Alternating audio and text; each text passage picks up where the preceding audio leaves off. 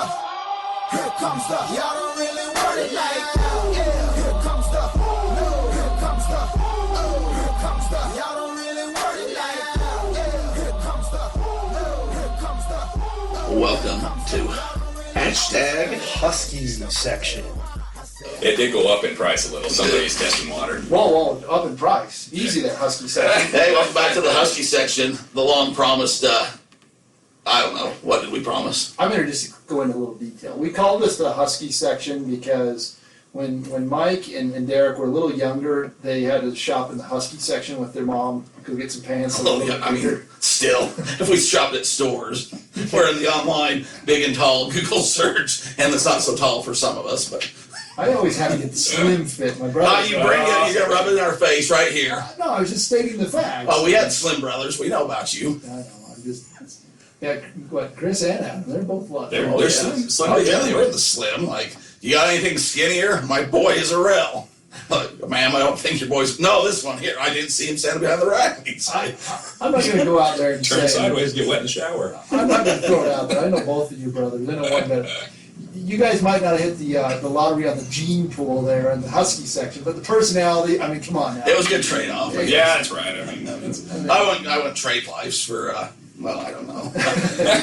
So, I saw this tweet. We're talking a little bit about Twitter, something that, you know, I've tried to get a little more into. D-Roy, obviously, he's the champion of the eBays. That's what it says on the internet. You can't take it back. He's got, you know, he's friends with Gary Vee, and then some, I don't know, Mike, he's been out with Ted Nugent. Oh, yeah. Personal friends. Close personal hunting buddies of Ted. We've never hunted, but we've shot guns together. I don't know what that means. It's not what you think. No innuendo there at all. and if I don't want to get too deep into the weeds, and, you know, this is not a political show, but you were hanging out with Don Jr., is that right? Yeah. I've met him a couple times before. We've done a few things working together. I don't get it. You guys... He's shady. You guys understand. So I saw this thing on Twitter. Gary Vee, they've thrown this out there. Who are your 3 favorite wrestlers? And the reason why is because Gary Vee just needs to go ahead and hire us. He's looking to buy wrestling cards. He's looking for the sleeper picks. And he knows some of your big names, but I think he's a little late to the game. Yeah. And I've said it many times, if he wants to hire me as a consultant, I'd be happy to fill him in with some 411. And me and Mr. Painter, that was one of our bonding things as young youth and real life is there wasn't too many people in our town at the time, elementary age, that liked the pro wrestling, and we both really thoroughly enjoyed it. We were fans. We've been to the events. And so long story short, we answered your tweet, and I had about 20. My top 3 is a 20 list. So was it the top 3 all-time wrestlers, or was it our top 3 favorites? Because that's a different story. That's a whole different story. That's where I get the problem is you have to almost do it in eras from the 70s, 80s, 90s, and current. I do 2000 to current maybe even, but yeah, it's a hard thing. That's like saying, you know, who's the best basketball player of all time? Well, you have Michael Jordan, but if somebody John Stockton, according to Homer Simpson. If somebody saw Wilt Chamberlain play, you know, or LeBron James and Kobe, so... my top 3, I don't even remember who I picked. That doesn't surprise me. So I'll give I was all worked up about it. I know you got some guy picked a tag team. You can't pick a tag team. That's 2 people right there. So Gary says top 3 wrestlers of all time. Okay, so it's top 3. That's what it was. Adam throws out this Brutus the Barber Beefcake trash. I'm going to throw in this is my the Zodiac. I'm not going to throw out what you're thinking. The Boogie Woogie Man. Okay, easy there. Mine was Brutus the Barber Beefcake. Yeah, we might as well just stop the show right now. Bushwhackers. That's 2 right there, though. Are you a Luke or are you a Butch? Both. And now, Adam, if you were to go out and look kids' faces right now, what would parents say? In this environment. See, now, I mean, parents, like, they don't even let their kids go to the playgrounds. I mean, I just saw yesterday, they literally have the playgrounds. I mean, the Bushwhackers would come to the ring and they'd grab a kid's face and they'd just start looking on it. Yeah, but that was back then. That's what you're into? Well, it didn't matter if you ate dirt. Like, back then, like, this whole germ thing, we didn't get sick because we lived outside. So you're all right with a grown man coming and licking your son's face? If he was at a wrestling event in the King of Entertainment, you probably got licked on the face. And look how I turned out. That's what I'm saying. Congratulations, Danny. You did excellent. Guys were missing teeth. Okay. Just did some meth backstage, looking in the kid's eye. So I mean, allegedly, I my don't know. third. Let me get. They're from New Zealand. People are The different sheep there. herders. This is Yeah. insane. This is. Okay, who's your third? My third was Earthquake. That's a good one. John Tenta. Yeah, he was a sumo man. So I'm gonna, because I remember watching it. This came out live. Earthquake. Hulk Hogan was there. He was doing something, Live. and it was live. Never staged. The guy was just looking for. Call it right something- out of the audience. Right out of the audience. remember that. I mean, he comes in. I think he had a blue singlet. I think it was on the Brother Love show. It was. Shout out to our buddy Bruce. Pritchett. That's what I remember it, and he went and he sat on Hulk Hogan's back and basically crushed him. So Yeah. those were my three. That was Side note, Derek. Go ahead. I wrote Hulk Hogan. They was encouraging us all to send letters to Hulk Hogan of encouragement because he was hurt after that tragedy. He's in the hospital After that right tragedy, I sent him a nice postcard. I think I had a cat or something, whatever Mom had in the old cabinet of get well cards. And I sent that to the Hulkster, and by golly, 3 or 4 months later, I got a nice. You did. I got a postcard. I need to find that. I'll bet I could sell it on eBay. He could. But you know why they did that? Maniac. I learned on again the Bruce show, which we plugged a few times in previous episodes. They did that because back in the day they wanted a mailing list of their fans so they could send magazines and stuff so you'd order stuff. So the good way of doing that was send Hulkster a card up in the hospital. Of course, my parents weren't going to let me spend that kind of money on a stamp. We didn't have 28 cents. Yeah, that was just not going to happen at the time. I probably had to steal for it. And but hey, you got on the mailing list, so you probably received some magazines. Well, I know Trevor Hooper received a few magazines. Teresa Mother was intercepted not those. afraid of those, but anyways, that was a good marketing ploy back in the day to get the old mailing list going. So, but yeah, Hulkster somehow overcame that and went on to defeat the Earthquake, who then teamed up with his buddy Typhoon, who betrayed Hulkster again as Tugboat. Yeah.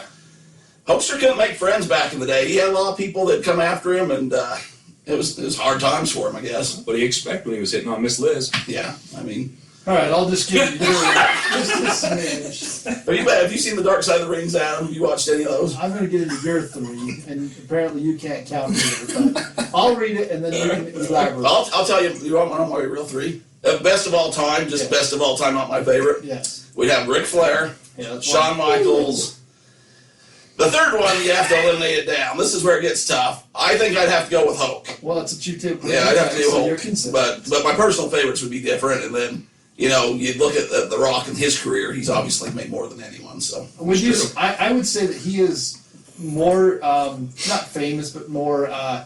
Because it's hard to say who's more financially successful because what Hulk was doing in the '80s was unreal.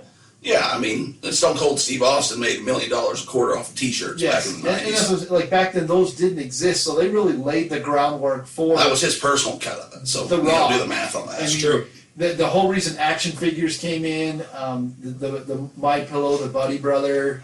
There was a pretty cool thing about that. I don't know if you saw that episodes. Oh, we did. I know. So I don't know say if Hulk versus The Rock, but they did. In their defense, I was thinking about cartoon series. There was the WWE Oh, yeah. cartoon series, Yeah. so he was a cartoon before The Rock was, Maui. So That's true. Of course, you have to say, The Rock's career versus Mr. Nanny's been a little different. Now you got John Cena going out. And, It's true. well, Mike, let's hear your list. The people are dying to hear. Yeah. No, my three of... The guy still listening really wants to know. How's it going, Mom? So, yeah, the three all-time greatest wrestlers, though. Number one, Ric Flair, without a doubt, is the Nature Boy, and exactly. I mean, we all have T-shirts of the Ric Flair. I mean, he was on Super Bowl Everybody's this done the woo. Look at his career. Look at what he's done. I mean, even the professional wrestlers. I mean, Hulk Hogan and everybody else today. Ric Flair's the man, and he is. Two, I have Chris Jericho. Maybe I'm a little jaded because Chris Jericho is one of my favorites, but the guy has recreated himself from Mexico to Japan to all the different professional businesses in the United States. He does it all, and he's always one of the top getters. I mean, he's amazing. And number three was a toss-up. I was like Derek.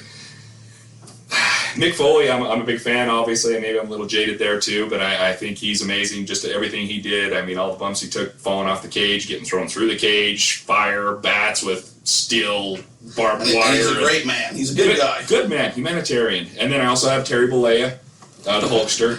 And last but His name's Mark Calloway. That's strong. His name's not Hulk Hogan? Well, it depends. Close personal friend. I wonder if it shows up on his tax return. Well, he went to. I won't get into why he was in court, but there's two separate personalities. Hulk Hogan and Terry have different attributes. He had like some video, like movie thing he was creating. I had one come I don't over know. and I watch just it. got a Pringles can. That's all. The Thermos brother. But the last one was Bruno Sammartino.